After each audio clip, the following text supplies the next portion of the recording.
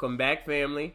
We're back in the room with the students from Room 3, Mr. Manley Moore, and myself for part 2 of Room 3 Speaks. Listen, this part we go a little bit deeper. Our students have gotten comfortable and are ready to share their thoughts about politics, our country's response to the injustice going on, and so much more. So sit back, relax, and welcome back to Room 3. Let's hop back in the conversation. That's right. Okay, throw number 2 at everybody. All right. So, y'all, has the media portrayed race inequality correctly or incorrectly? And if so, how? I feel like it's the media, like whatever media you're looking at, because as we all know, our president is not a fan of CNN.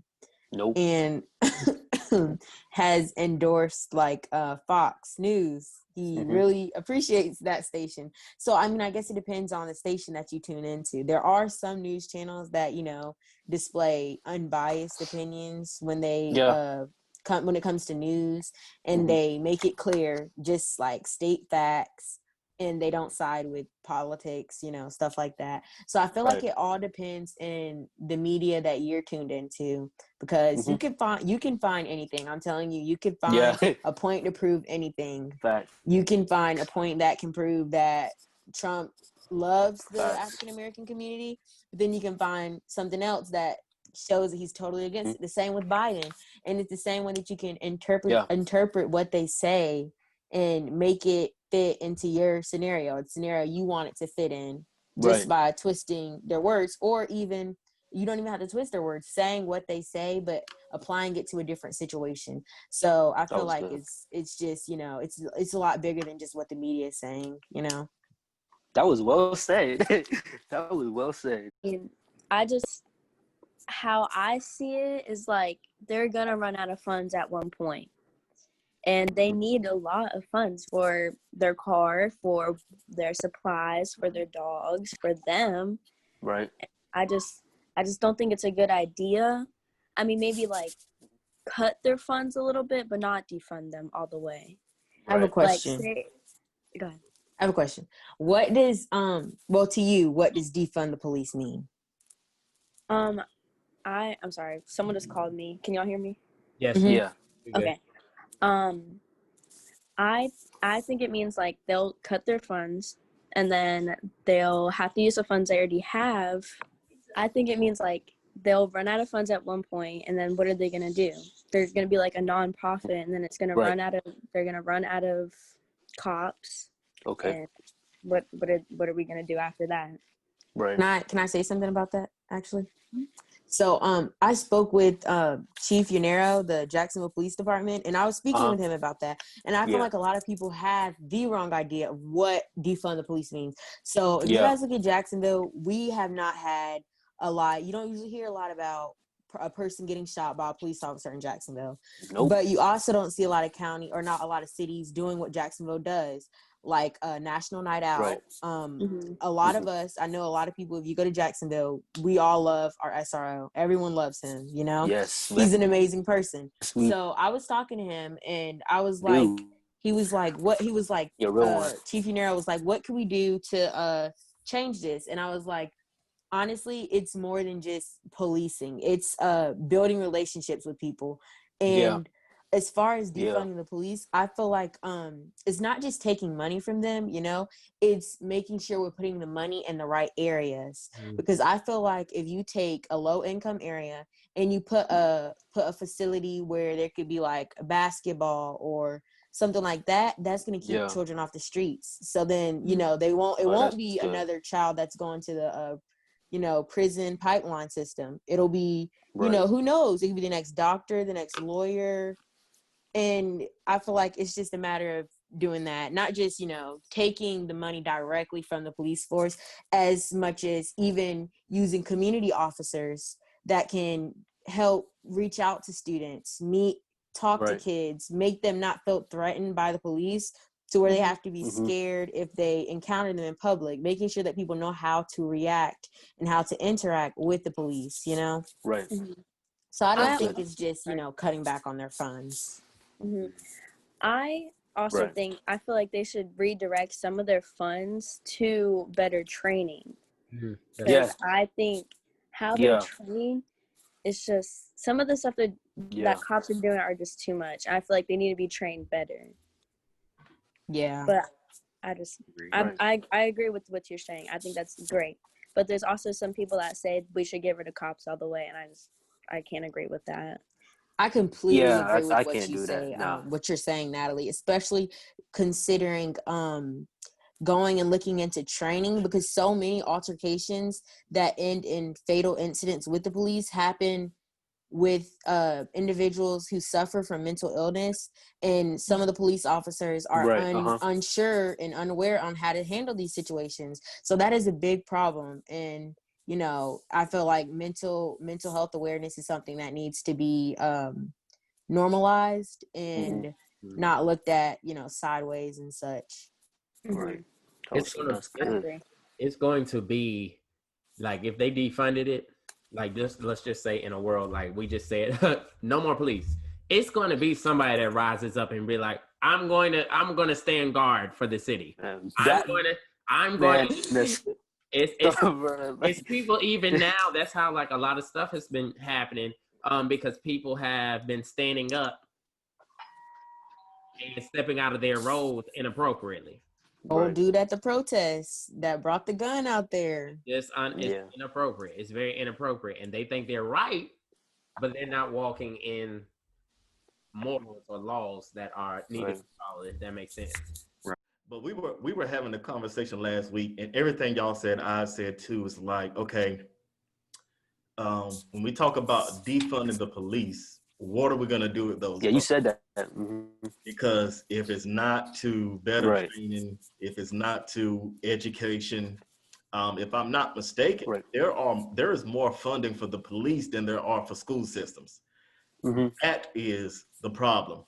I'm not saying defund the police in their entirety, but if you can redirect some of those funds towards proper training, towards facts, like I believe Morgan said, mental health, social services. I looked it up not too long ago. 9 out of 10 police calls are nonviolent calls.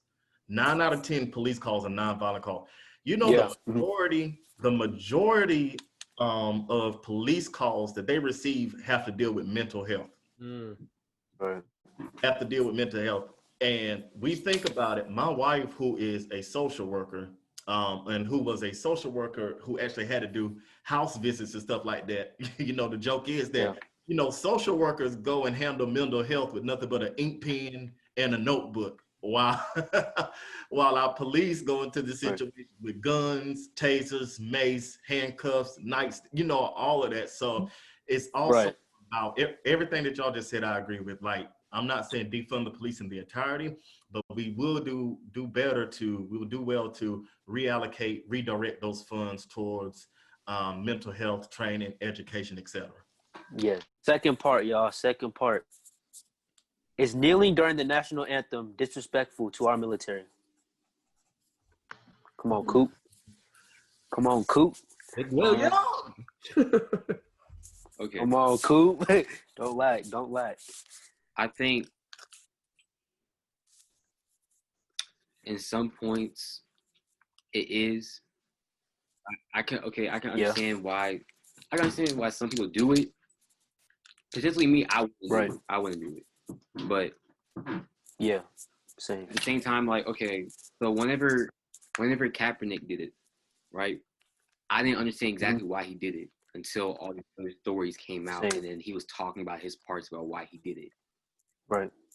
And that's because, like, okay, that's based on, like, what you believe in. Like, okay, this is what I stand for. And that at the end of the day, it's like you can't change somebody's, like, feelings or opinions because that's their opinion. And, like, like, people were getting mad about him, and, like, they were like, oh, he's, like, not on, like, they took him, like, they started funding his ads and stuff, like, some sports stuff he did. Yeah. And, like, that's like saying, like, somebody's telling, like, let's say, like, you're talking to a friend, it's like, hey, can I tell you how I feel about something? And then they start arguing about your feelings. Like, why are you arguing about my opinion on something? So it's like they weren't letting him exercise his right of freedom of speech, kind of. Right. And that's a big thing for in a way. Yeah. So it's like whenever whenever I see stuff like that, it's like I'm not, because at the same time also like I'm still educating myself because I know Right. you know, like stuff like this right now it's more bigger, like talking about the Black Lives Matter movement or just like racism and fighting the police and just everything right now. It became more bigger because of the media now. Yeah. And I would say in the past, yeah, like I wasn't like, I can see myself becoming more mature at how I handle it because like you could get into arguments about it. Like I will admit I used to get in my arguments about it. It's like it was more immature, but at the same time I had to realize I'm not that educated on the things that I'm talking about. So it's like politics, I tend to stay away from it, but at the same time I have some knowledge of it, but I'm not fully educated. Like, for example, J. Cole dropped a song called "Snow on the Bluff," and he was he had said something about, he said instead of attacking the person who doesn't know that much on it, try and educate them. And that's a big thing because what we like to do, it's not just in the African like community, but it's also just like in general. We like to attack somebody who doesn't know what they're talking about, and it's like you can. That's just if that's the way you like to like come at them. That's your way. I'm not gonna judge you on that. I feel like at some point also we can't always just go at full force. Like I'm going to attack you, like, oh, that's wrong, you're dumb and stuff. Like, no, I'm going to help and educate you because you don't know this stuff. Like, you feel like show respect too. Show respect. Right. Show respect. Do you feel like everybody that is kneeling knows why they're kneeling? No, I don't. Everybody that goes to school with us and said, I remember when they first said, I'm not saying the pledge, I'm not doing this. You've been saying the pledge since kindergarten, and you have a problem now. I feel like trend. Yeah. Like, and people would just start doing it now because like once, I don't think it became like, well, no, it did kind of become a trend whenever Kaepernick did it, but it's like later on, like people will start doing it. I feel like some people don't have the actual knowledge of like, or like just know like why they're actually doing it. Like, oh, I'm gonna join you in this. It's like, do you know why I'm doing this though? Like, do you know why I'm kneeling down? So it's like, for you to do all that stuff, it's like kind of bandwagoning. Yeah. Like you're committing on it and stuff. Like, no, I don't know why you're doing this, but I'm going to join you. And it's like, that's cool and all, but like at the same time, it doesn't feel right because you don't know why I'm doing this. Because for my belief and what I believe in. So it's like, I think whenever people talk about that stuff, you have to have knowledge on it and stuff. Like, don't talk about something that you don't know. It goes back to that quote, knowledge is power. Right. Find out that you don't know what you're talking about or why you're kneeling, you're gone. You see what they did to Kaepernick. Right. And he knew what he was talking about. So when they find out that you did, that's just like making up stuff. Right. Like that dude off of, I don't know, what's Cookie in what's that show? Say again. You might know. What? You said Empire? Yes, the dude off. Out here lying, just out here lying. Then we was supporting the man. Then find out the man lying. Lying for what? Right. That was crazy. For real. So I think it's very important the way we teach ourselves and the things that we're learning. Right. Go ahead and flow. Go ahead. I'm sorry. Can I say something for that real quick? Yeah, you good. And I feel like people, I feel like sometimes a lot of people bash the people who kneel because it seems like the most successful ones are kneeling. Because LeBron and all of them, like they're talking about how black people are oppressed and everything, and then it's like, okay, well, look at you. You have this huge house. You look at all the cars you have. It don't seem like you're living oppressed to me. And I remember this one time. Y'all remember I had posted it about China and McClain or whatever. And she had a post saying, "You think you can scare me? I grew up black in America." And then I replied, I didn't think she was gonna reply back.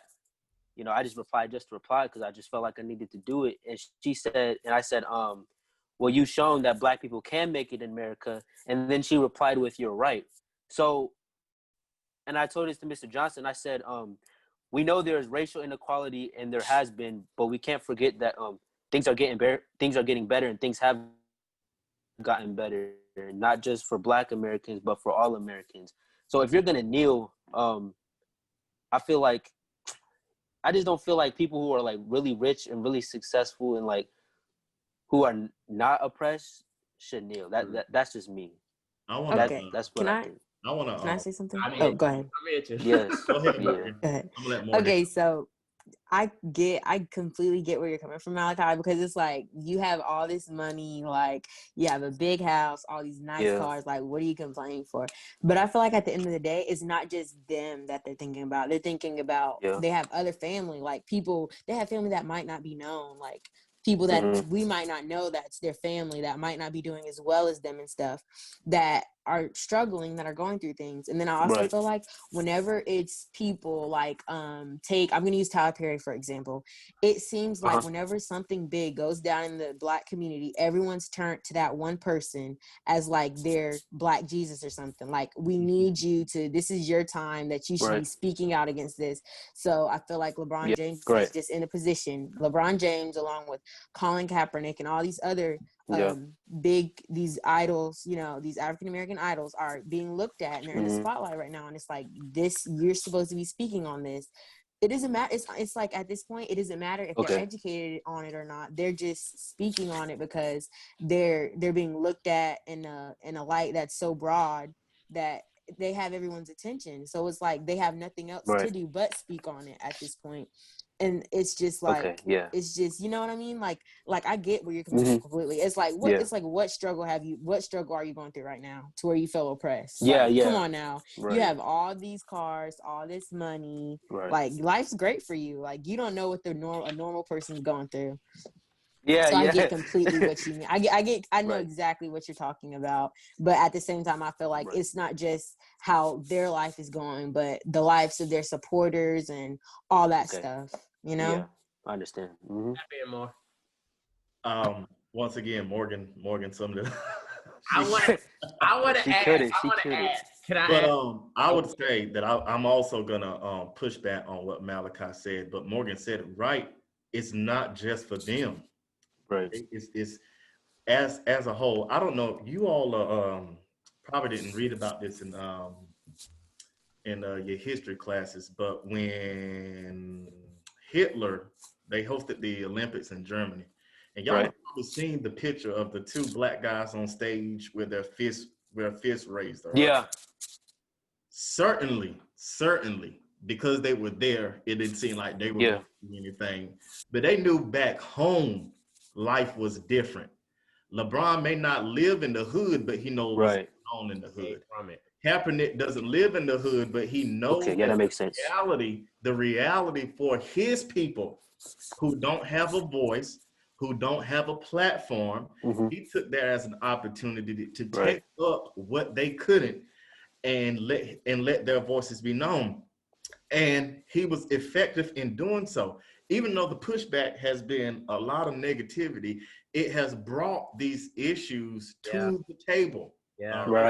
Whether we have agreed with it or not, where you think kneeling is cool or kneeling is not, all right? The point is, I don't like it when, and this is pushback on Malachi, that people who say because you are successful, you haven't been oppressed, or because you are successful, you haven't, when there are people who have been successful in spite of the oppression, in spite of the hate, in spite of, and we think of, oh, you're rich, what could you face? You know what I mean? Now, I'm not saying that, they haven't come out and said that they've ever been oppressed or anything like that. But when we look at the bigger picture of what they're representing, it's not, I'm kneeling for LeBron. I'm kneeling for Kaepernick. No, I'm kneeling for Breonna Taylor. I'm kneeling for, all these people, and for us, it really, for our generation, it dates back to really Trayvon Martin. And it has been a build up to now people are saying, okay, I'm no longer going to take it, and it is what it is. It's interesting that people say that Kaepernick shouldn't kneel because it disrespects the military who's fighting for our rights. Well, one of the rights that they are fighting for is our freedom of speech. So I remember you said that, exercising a right that they are fighting for. And the bottom line, everybody was so shocked when he found out the idea came from somebody who was in the military. I didn't know that. I didn't know that. He was having a conversation with a retired lieutenant something in the military, and he encouraged him to kneel. And a lot of people are losing sight of that. Somebody in the military is the person who motivated Kaepernick to take a knee. Right. I would say this, and and we can go to the next question, is we live in a country that is capitalist. Things move by what? Money. That dope. And the whole point that people want, well, I would hope that people want to become bigger, and I know all of y'all will be successful in some area or whatever. What are you doing with your platform? If you're a doctor, what are you doing for your platform? If you are white, black, whatever, how are you representing the people that are fighting just to have a good life? Your platform matters. And when the person that is carrying the team or the person that has the most cameras on them stops, let Beyonce stop something. Mm-hmm. Let Beyonce say, I'm not singing at the football game. Something gonna shift. Yep. The world actually stops. Listen, that's why she did her football. What was it? The Super Bowl, when she did the different things, showing the different people in Black history in her show. So it's like, what are you going to do on the platform from there? But I think this is an awesome time to transition to our last question, and then we can go ahead and close it out. But I think that's a definitely good spot to transition to your last question. Do you guys think that even though some people have different political views, that we should still respect each other and still try to find a solution to these problems together? Of course. Of course. Yeah. All right. Yeah. I think that now I've heard a lot of people say that, oh, we can't vote. Like, so why does our opinion matter, you know? I think now our opinion matters the most. Mm-hmm. Because we are the next generation that's coming up, and so we have a lot to do with what's going to happen for the generations to come, you know. So I think we do need to respect everyone's opinion. I know a lot of people who believe that Trump should be president or Biden should be president, or who knows, you know. So I think no matter what it is, you should still be respected. Like, I've seen a lot of people say, oh, if you support Trump, unadd me or unfollow me, or I don't want anything to do with you. Okay, well, yeah, I can understand your side to that, but why, just because I believe certain things, why do you think that should cancel our relationship? Because you need me one day, I might need you one day. What if you're the only person I have, and you're saying because I support somebody else that don't want anything to do with me? So I think opinions should be respected, that people should be, this should be the time where we come together, you know, like this dividing of races, of ethnicities, of everything. I think that we are the generation that needs to come together and say, no, like, this is not okay. Like, we need to stand up and for what we believe in. Man, that's props. Do you feel like we are answering, when we come together, everybody agreed to the first part of the question. Now, do you feel like our response to these issues going on in the world right now has been appropriate? Such as the riots, are they working? Is what we're doing working? Oh, okay. I'm glad. That's a good one. Okay. So, is it working? I think it's a yes and a no at the same time. All right, so you remember that example I gave you about Martin Luther King and Malcolm X? Give it to us. Come on, come forth. We're here right now. All right, so listen. You put Martin Luther King and Malcolm X, right? They both wanted the same thing. Equality, you know, for Black people, equality for all that. But their ways on doing it was different. Mm-hmm. And then when you look at, you know, which one is working, it seems like Martin Luther King one was really the only one that really worked.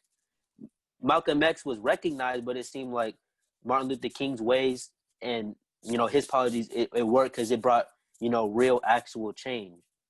So when we're talking about the riots, people say that riots are for minorities to be heard, but some people, I don't like it when people use the deaths of individuals to riot. You know what I'm saying? Like, no, George Floyd died, so I'm gonna go riot. Some people do it just because. So I think I'm personally, I just think that I don't think rioting. I know why people riot, but I don't think rioting will really solve the main issues that we are facing. It's just it makes me believe that we're really divided when we riot. William, hop on. More problems. Can I add on to that? Yeah. It's a yes and a no because at the same time, it was like out of anger, and definitely because we were tired of seeing anything happen each time. Like first George Floyd, and then later on it was like more black deaths were happening during the white riots, and then Breonna Taylor happened, and then she had her injustice happen. And okay, this is kind of like kind of going off also, but like how he said about like how Malcolm X and Martin Luther King Jr. That's kind of like going back to George Washington Carver, or no? So W.E.B. Du Bois, and then they had different things. They were going different ways, just like how Martin Luther King Jr. and Malcolm X were, but they wanted the same thing. Yeah. Malcolm X went in a more violent way, and Martin Luther King Jr. wanted to go in a more peaceful way. Right. And it's like going back to where the riots are. We want to be heard. We want to be heard, and it was like it's more of a violent way. And it was like, okay, you got heard. Now, what are we gonna do next? And it was like the riots continue, and then people were doing it. Some people were just not even going out to know what they were doing. They were just going out to go riot. Yeah, that's the thing. I'm gonna blend in with the crowd and go do that. Right. And I feel like we have to come at it in a better way. Yeah. Keep on going out with full force and violence. Like I saw this video on Twitter, and it was like the riots were happening, and there were these two black men in the streets talking, and this one black guy, he said, "I'm 56 years old, and I'm tired. We've been getting treated this way, and I'm tired. It's the only way we keep on doing this." And the other guy said, "Yeah, I'm tired too. I'm 36 years old. I'm tired." And he said, "But look at him. He brings this 16-year-old. He said he's out here and he's tired." Oh yeah, I seen that. Right. Yeah. So he was saying like we've been going at violence, and we've been seeing nothing's been changing. Right. So why continue to go in the loophole when nothing's changing? We want change. So I'm going to instead ask a 16-year-old to tell him, "You and your generation, please come up with something better to do." Right. Because we can't keep on going at with violence. They were a solution we had to get noticed. Yeah. But at the same time, it prolonged, and it's like we're still in the same place.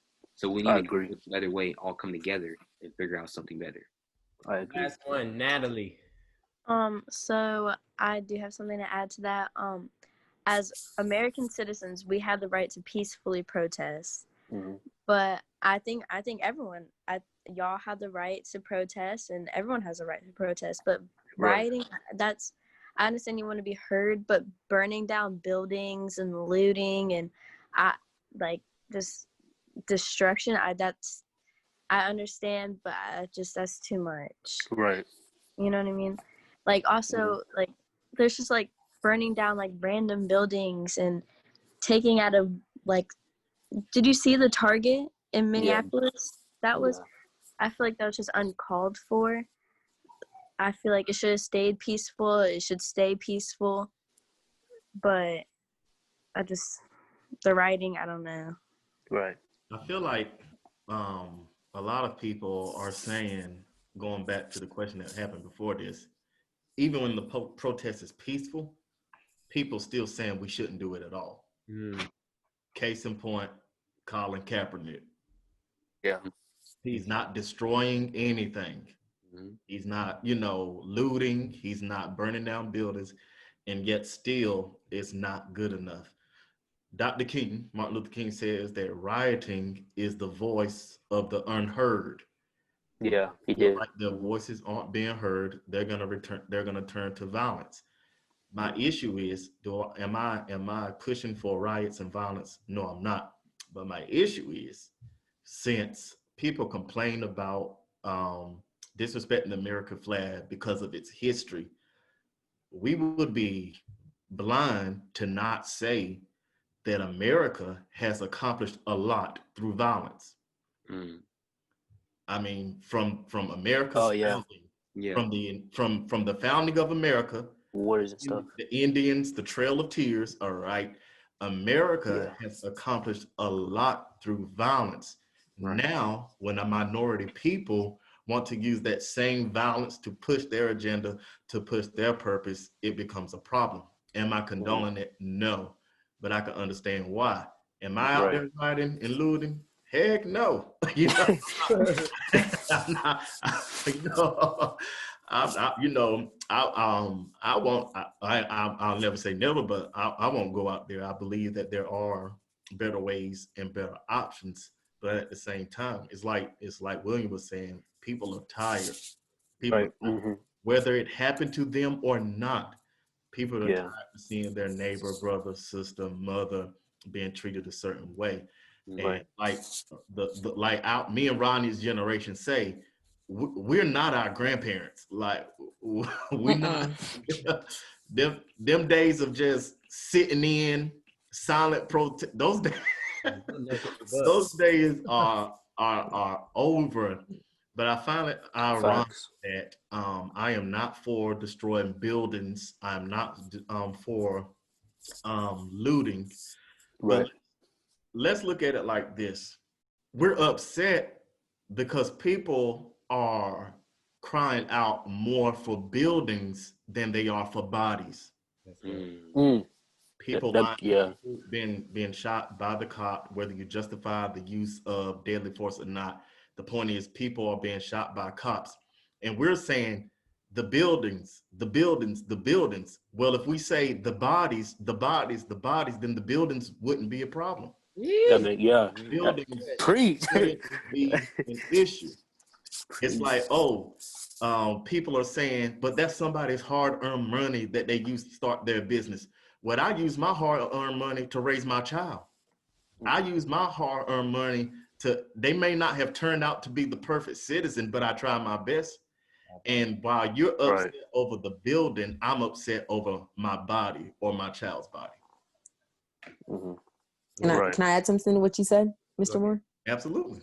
Okay, so just like Mr. Moore was saying, I do not condone violence in any way. I'm not saying, go out and riot. But when you look at, scenarios of, like you said, Dr. King and both Malcolm X, they had totally different standpoints. Right.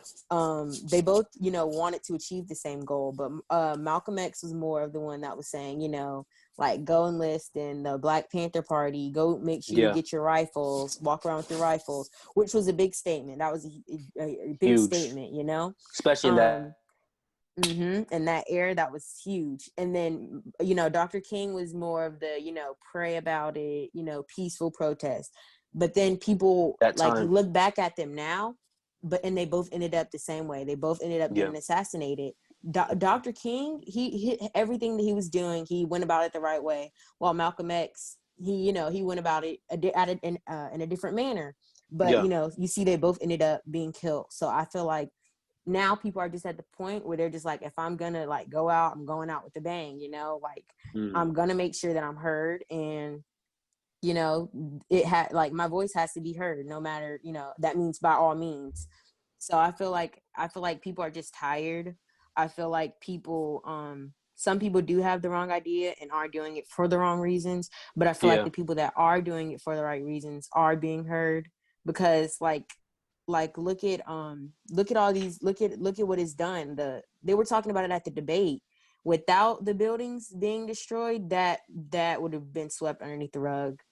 That would have been swept completely underneath the rug. And then when you're speaking about damage, one of a big time bag designer, he came out and he was like, any of my buildings that are destroyed during these protests, I'm fine with it because I have insurance. All this can be replaced, but those lives that were lost cannot be replaced. And I feel like if more people have that mindset, we would not be in this scenario. This would not be going on at all. Right. So I feel like it's just all in the bigger picture. That's good. Well, listen, I think we've had some good questions, a good discussion, and I really appreciate y'all for hopping on, for being the ones to be chosen. So if your peer can choose you because he can trust you, to speak your mind and be free and know that you ain't gonna cut up, that's a lot to take in. So right. just really good to all of y'all. Like, that means your character is in a great place. Then to the visionary, to the person that brought it all together, I want to say great job, Malachi. I'm really proud of you. Thank you. Even having great job, and even thinking that adults don't do this. Like, I know adults that are scared to speak and open their mouths. Right.